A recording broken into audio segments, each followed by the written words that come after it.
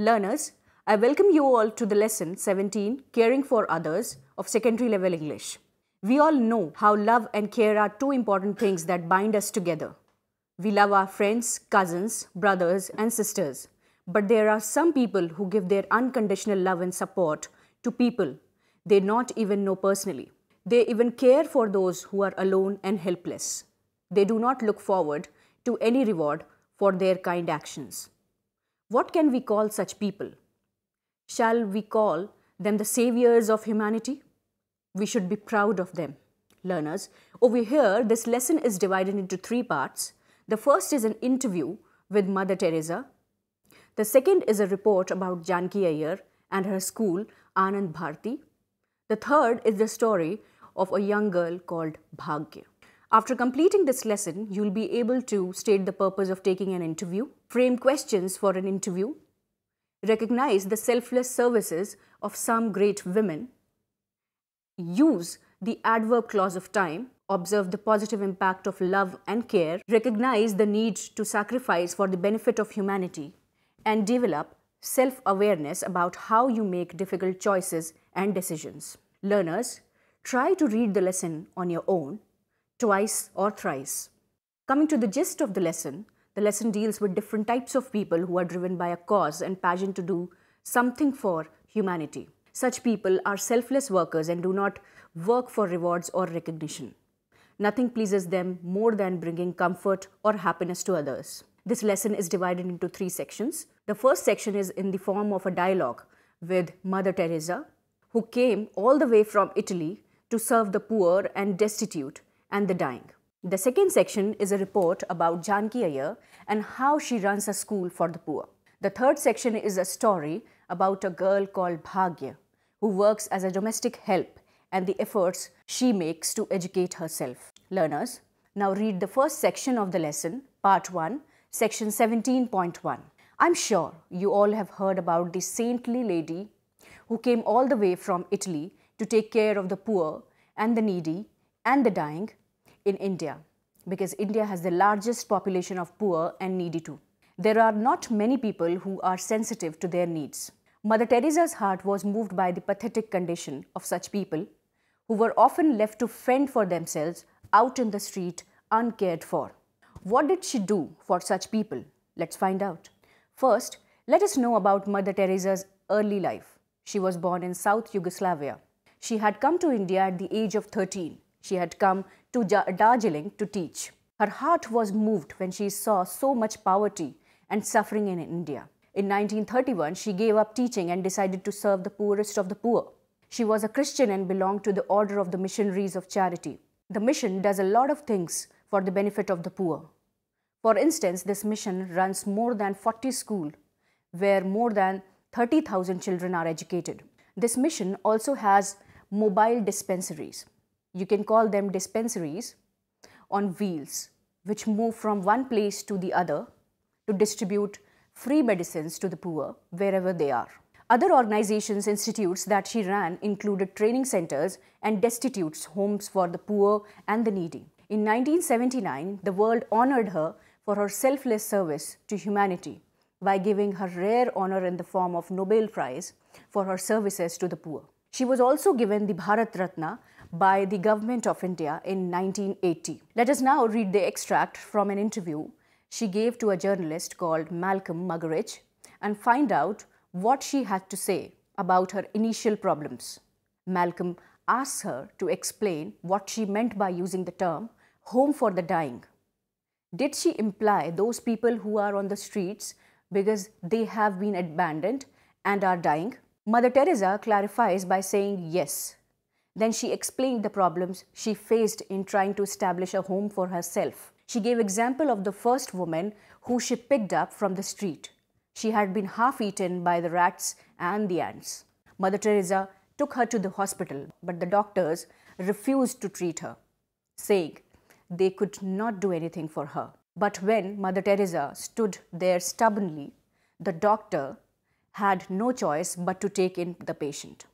After that, she went to the municipality and requested them to give some place where she could give some shelter to such people and take care of them. The health officer of the municipality took her to the Kali temple and showed her the Dharamshala. She was very happy to have some peace. As soon as this place was given to her, she set about doing her work. In the next 20 years, they had moved their patients in.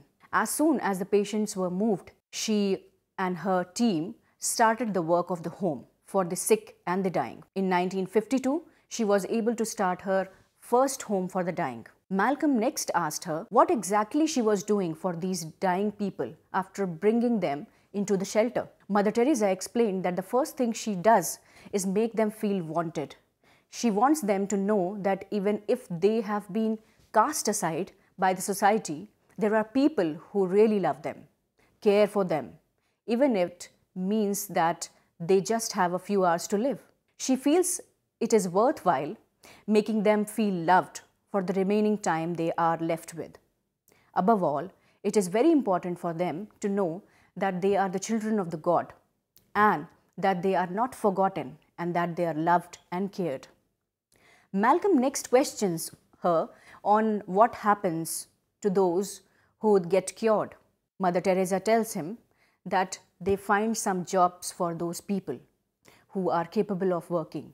Others are sent home where they can spend the rest of their lives in happiness and comfort.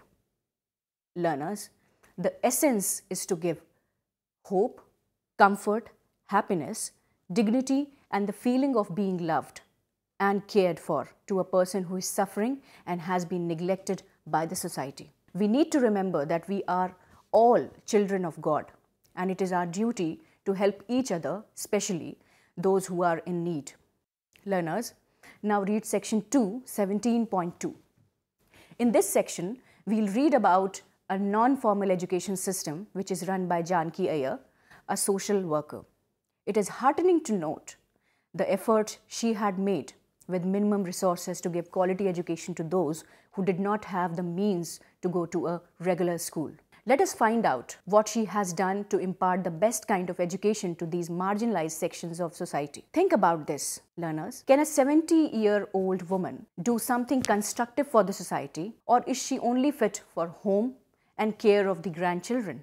Can she do something unusual and become a role model for society? This article is taken from the Deccan Chronicle, which highlights the special school called Anand Bharti, run by Janki Iyer, a 70-year-old woman. Janki is very different from other women of her age.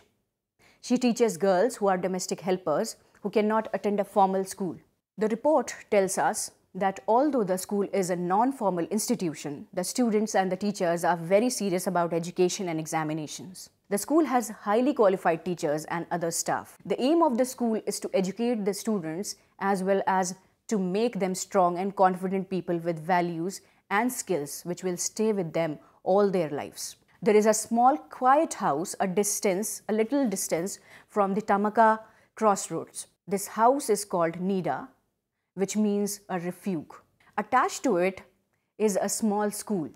This school comes into life in the afternoons when one can see a lot of hustle bustle of girls. These girls are all domestic helps who can work and who actually work as maids in different households and later come to the school in the afternoon to learn to read and write. The woman who runs the house and who has a house in Nida is Janki Iyer. The reporter says this is no non-formal education sector. Why does the reporter say so? He says this because education is taken very seriously both by the students and the teachers. The girls who study here take public exams just like other students in the country studying in either the government or private schools. Some of these girls even pursue further studies in the residential schools. They get admissions after qualifying in the entrance exam of the concerned institution. Some others go for higher studies to colleges and universities. It is interesting to note what Janki Iyer does to make this school complete and run like any other formal school. Let's see what her stake to claim this recognition is. Innovative teaching methods are used to teach and help these first-generation learners. What do we mean by a first-generation learner? A first-generation learner is a person who is the first in the family to start learning to read and write. His parents and forefathers never went to a school and could neither read nor write. The curricular and extracurricular activities are also a regular feature of the school curriculum. These include field trips, discussion on current events, etc. Anand Bharati is not just about education. One can hear many people commenting that the children studying at Anand Bharati are transformed into confident individuals, and that along with the education values are also instilled in the students in such a way that they remain permanently etched in their character and mind and stay with wherever they go. Everybody is extremely fond of Janki. She is simply and fondly called Ja by her friends. Janki is about 70-year-old, but she is very energetic and lively. To look at, she would perhaps give you a feeling that she is like any other old woman you see in your neighborhood sitting across the wall, babysitting her grandchildren. By saying this, the writer wishes to tell us that she is very soft-spoken, ordinary-looking, very humble and gently. When speaking, she chooses words very carefully, clearly and precisely. This shows that she has a well-ordered mind. Despite her age, she is able to attract young people towards her, like bees are attracted to honey. It is her love and charm that does the magic. No wonder the school named Anand Bharati sounds so befitting and appropriate. Janki has been able to attract many young professionals to her school. This is one extraordinary practice she has started in her school. The young professionals are more than happy to use their expertise and give some of their precious time and efforts to the school and the children. Let me clarify what they do. A computer professional helps with the school and students with accounts. A linguistics professor teaches Hindi. Another professor teaches English and another music, and so on. In this way, Janki is able to bring professionals to teach her students so that they do not lag behind due to dearth of teachers. Despite the fact that these professionals are extremely busy with their own careers and the fact that she has a number of highly educated teachers helping her out, Janki has been able to attract and retain teachers from underprivileged backgrounds. When a child needs to be put into a residential school or needs to go in for higher studies in college, Janki has many friends who help in sorting out the different problems that crop up with each individual and each case. For example, Sandhya, a 15-year-old student, wanted to take up a combination with vocational training. She was helped and guided through these workers and experts. Janki Iyer is doing a great service to these domestic workers by educating them. I'm getting a lot of help from committed teachers and young, enthusiastic professionals who volunteer to help in the school. I am very thankful for it, she says. With such committed social workers, there is a hope on the horizon. Learners, read the section 17.3. This is continuity of the previous section. Janki recalls the story of an exceptionally keen student called Bhagya. As we all know, there are many people who want to study to improve their lifestyle, yet we find most of them are not able to do this for many reasons, such as family responsibilities, sickness, or shortage of money. In this unit, Janki Iyer tells the story of one such person called Bhagya, who is a poor girl working as a domestic help, but her passion for studies is so great that she does not fail to attend classes at Anand Bharati. One day, she has to make a difficult decision. She is offered a job for 100 rupees, but she decides to give it to her friend just because she can have an education. Let us understand the story in detail. Bhagya was just a 10-year-old girl. She was one of the students at Janki's school, Anand Bharati.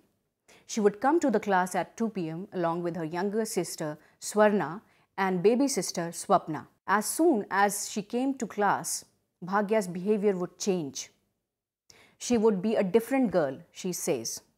She would immediately hand over the baby sister Swapna to Janki and look happy and relieved on shedding her responsibilities. For the next 2.5 hours, she would be totally engrossed in her work. Like any other child of her age, she participated in all the activities, be it an exercise in Telugu or sums or drawing. After playing around for a while and scribbling on as late Swapna too, Janki would then put down the baby and start her work. Her work would by then get more intense. Everyone in the school seems to be busy and enjoying their respective activities, so much that nobody would realize how time passed. Before anyone could realize it, it would be 4:15, the time for games. Baby Swapna showed different moods on different days. Janki says on good days, she would sleep throughout, even through the game's time. The school would get over at the 4:45. Everybody would get ready to leave for home. One afternoon in July, Bhagya came to the class wearing a pair of rubber slippers. When Janki asked, she explained that she had started working for the occupants of a flat. This gave her a little extra income, with which she bought a few things for herself, which she badly needed. Another day, she wore pretty green bangles on her slender wrists.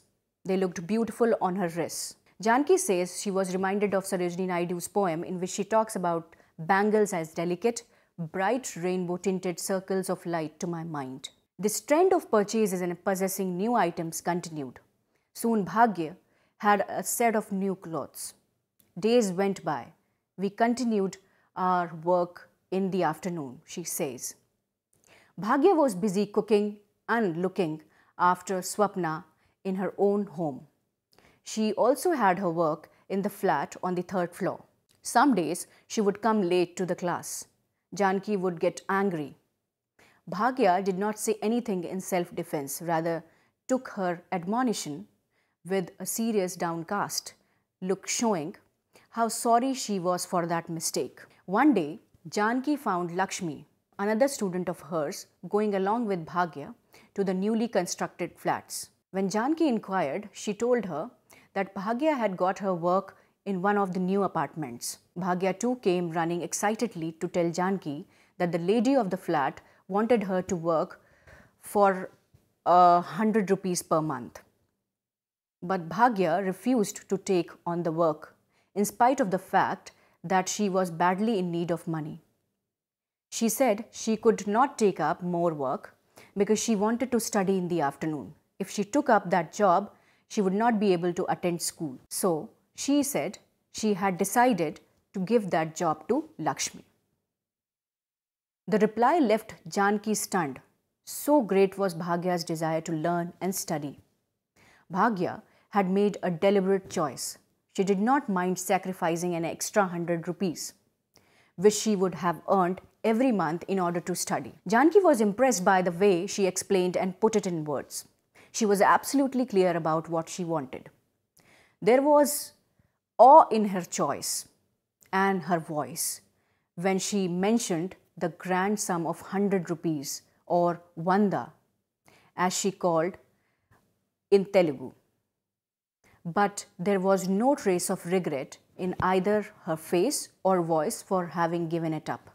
Learners, let us come to the summary of the lesson. The lesson is about different way in which people show their love, concern and care for people in the society, especially those who do not have access to a lot of facilities, who are poor and marginalized. The lesson is divided into 3 subsections. The first one is in the form of an interview where a journalist interviews Mother Teresa and finds out how she started her work. Mother Teresa, a Yugoslavian lady, had come to teach in Darjeeling. When she saw the plight of many poor people, she was quite touched by their state. Most of these were people who had been abandoned by their families and left to suffer on their own. They were little children to grown-ups who were suffering from some or the other disease. She first organized some space which she could use as a shelter for such people. With the help of the health officer, she acquired a shelter behind a temple. She did not complain but was happy with whatever she got and started her work. In one case, she took a half-eaten woman to the hospital where the doctor refused to attend on her, saying he could do nothing to her. Mother Teresa insisted that the doctor should take up her case, otherwise she refused to budge. She did her best to serve people who were almost on the verge of dying. She wanted to overcome, she wanted everyone to know that there are people who were there to love them and care for them. She was of the opinion that we should give them whatever happiness we can. Some of these people would die, and of those that survived, she would arrange some jobs for them, and yet others would go back to their families. The second part of the lesson is a report about a school which is being run by Janki Iyer in Nida. She takes in all those children and adults who want to learn. Her school hours are in the afternoon to enable them to do their morning chores and come at a time when no one is required to work in houses. Most of her students are domestic workers. Janki runs the school in a very professional way. She has a number of voluntary teachers on her roll, but she also arranges experts to help her teach or run other errands for school. Her timetable is flexible and curriculum is varied and dynamic. She organizes trips and excursions and also prepares children for admissions to other residential schools or colleges or any other higher study. The third part of the lesson is a story of Bhagya, a 10-year-old domestic help. Bhagya was a keen student, so she started attending the school. She had to carry her baby sister along with her. Surprisingly, in Janki, she found a mother who lovingly took the baby from her and babysit her, thus letting Bhagya study properly. She noticed many changes in Bhagya. One day she wore bangles, another day she wore a new dress, and so on. Bhagya explains that she bought all this from the new salary she got. Later, however, Bhagya gets another job for 100 rupees. Bhagya chooses not to accept it. She gave it to Lakshmi, her friend. She did all this to ensure she was able to continue school. Learners, there are some social issues and points to ponder. After reading the lesson, what comes to your mind? Why are most of the people suffering? What are the different kinds of sufferings they go through? Why is society so indifferent towards these people? Do they live a dignified life sitting on roads, or when they are suffering from some ailment and there is no one to care for them? What can government do to provide support to such people? What can communities and societies and individuals do to help the needy? People like Mother Teresa and Janki Iyer are far and few. There are little girls like Bhagya who know at a tender age what the value of education versus money is, and they can make a correct choice. Little Bhagya was so much fond of life. She wanted to enjoy the colors of life by earning a little extra so that she can fulfill some of her desires. Have you ever thought about the suppressed cravings they have? What can we do in our respective colonies and societies? Is social work the exclusive domain of adults, or can children too help? Learners, let's learn grammar. And the first section is adverb clause of time. Learners, there are some statements and you must try to understand them carefully. Learners, there is this section called 17.3, Let Us Learn Grammar, in your book. And there is this adverb clause of time in that. There are some statements and try to understand them carefully. As soon as she comes to the class, there is a change in Bhagya. Second sentence, after Swapna has played around for a while, she has her afternoon nap. Now, as soon as she comes to the class, after Swapna has played around for a while, these words tell us something about an action and when it was done. Since it is a group of words with a finite verb in it, it is a subordinate clause. And since it qualifies the main verb, that is the action verb in the main clause, it is functioning as an adverb. We call such group of words with a finite verb a clause, and if it adds something to the meaning of the verb, it is called an adverb clause. Finally, in the said examples, the indicator is time. When something happened, they are adverb clauses of time. An adverb clause begins with words like whenever, while, after, before, since, when, as soon as, and till. An adverb clause of time tells us about the time when an action is performed, when a certain action is performed. An adverb clause answers the question when about the main clause. When about the main clause. An adverb clause answers the question when about the main clause. For example, in the said examples, the question we can put to ourselves is, when is there a change in bhagya? Or when does Swapna have her afternoon nap? An adverb clause should not be confused with an adverb. For example, I saw the movie yesterday. I saw the movie before I left for Jaipur. Both these sentences answer the question when, but in the first sentence, yesterday is an adverb. It is not a clause because it is one word only. In the second sentence, when you ask the question, when did you see the movie? You get the answer, before I left for Jaipur, which is a clause. A clause has a subject and a full verb, that is a subject and a predicate. The answer, before I left for Jaipur, has a subject, I, and a verb, left. So it is an adverb, clause of time.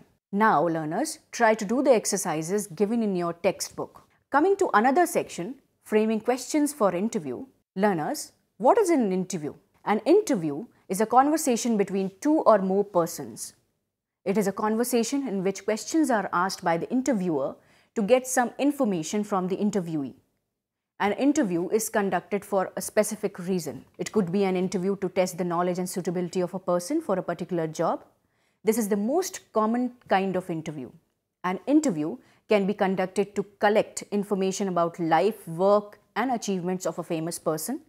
It could also be an interview of a well-known person to find out his or her opinion about important social, political, cultural, and other topics. What is a report, learners? A report is a presentation of information already collected through an interview, observation, or in some other way. Some important features of a report are relevant and accurate facts, use of narrative style for presentation, coherence and connectivity of points. When interviewing someone, you have to form your questions very carefully, learners, so that you are able to get the maximum information from the interviewee. You can ask certain questions. You can ask about the person's action. If you can get people to describe their actions rather than their beliefs about themselves, you'll see a clearer picture of them, one unmarred by slogans.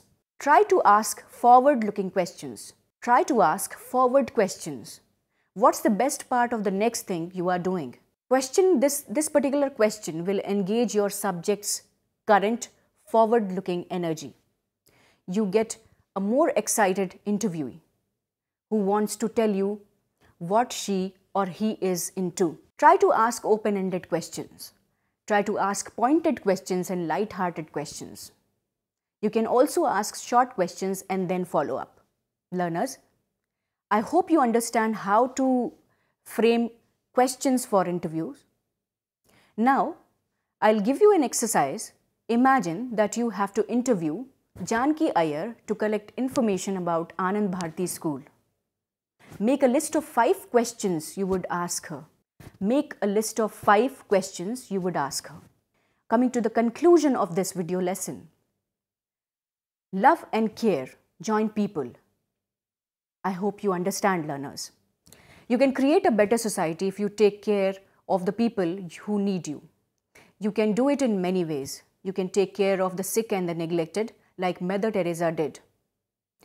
Or you can hold the hand of a little child who has to cope with the responsibilities of an adult and help him or her to move forward like Janki Iyer did.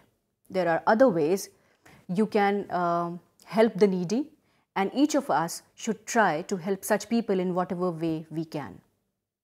However, a person who is in a difficult situation should set goals for himself or herself and work very hard to achieve them like Bhagya did. You should not give up hope and courage or forget what your goals are. You sometimes need help from others who are in a position to help. But you also need to help yourself by working hard to improve your life and achieve your goals. Learners, with this, I hope that you have understood the lesson well. Each lesson of secondary level English needs your undivided attention before writing the exam. Best of luck. Thank you.